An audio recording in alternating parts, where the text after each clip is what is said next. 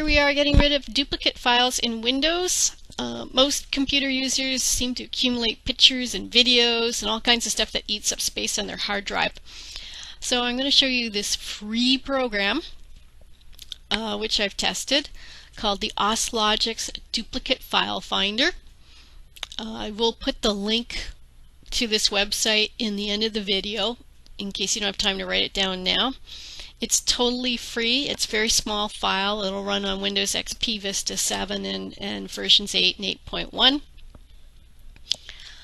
So I've already downloaded and installed it on my computer, and I've started it up already. So I'm just going to show you how you can, which drives you can search. So if you've got multiple drives, and I'm just having it search my D drive, and I've already picked images just so we have something easy and quick to search here. So I'm going to look for those specific pictures, and then click next. Then we're going to do ignore files under 500 kilobytes in size, and we're going to click next. It'll make it a little bit faster to search if we ignore that. Go next. You can choose to ignore file names, choose to ignore file dates. Depends on how you've been naming your files. I would just go with the defaults, and that should get rid of most of the stuff you've got. So click next. And here you have an option to either delete to the recycle bin, to the rescue center, or permanently. And I recommend, unless you've got a good backup, and make sure you have a good backup and restore point before you do this, send it to the recycle bin or the rescue center. So now it's searching, and you can see how fast it is. I had it search for over 2 gigabytes of stuff, and it took under a minute. So it's found about 97, 87 files here.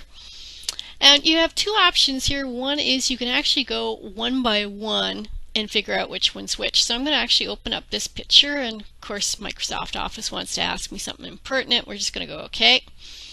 And we can see we got a picture of my kitty cat licking her chops. And that was DSC33.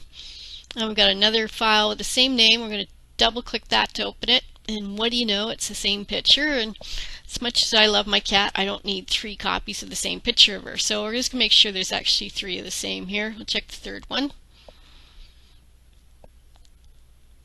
Yep, same picture. So now we know we can definitely get rid of one of them. Now there's another option I want to show you on this software where it, before we delete anything, and that's this show result. And here it shows us again how many duplicates were found and how much space we can get rid of and save. I don't tend to go into this screen. You don't really need to, but just in case you're wondering what it does.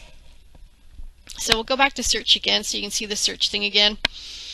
Again, ignore files under 200, 500 kilobytes, and you can see how fast it searches. Okay, so we'll go back to, we found the one by searching all the way through, and you can close that little screen once it's told you all that.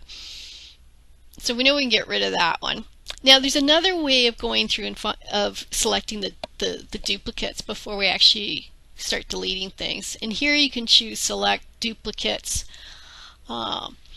by dates, earliest or latest. You can select one in each group because it groups them together for you, or you can select all, select all the duplicates in each group.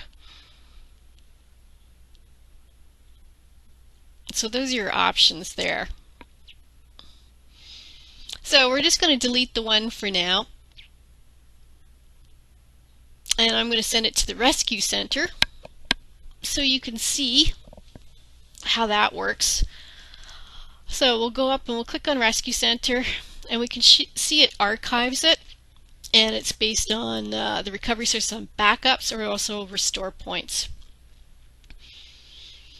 And that's how you use this software to get rid of duplicate files. Great space saver.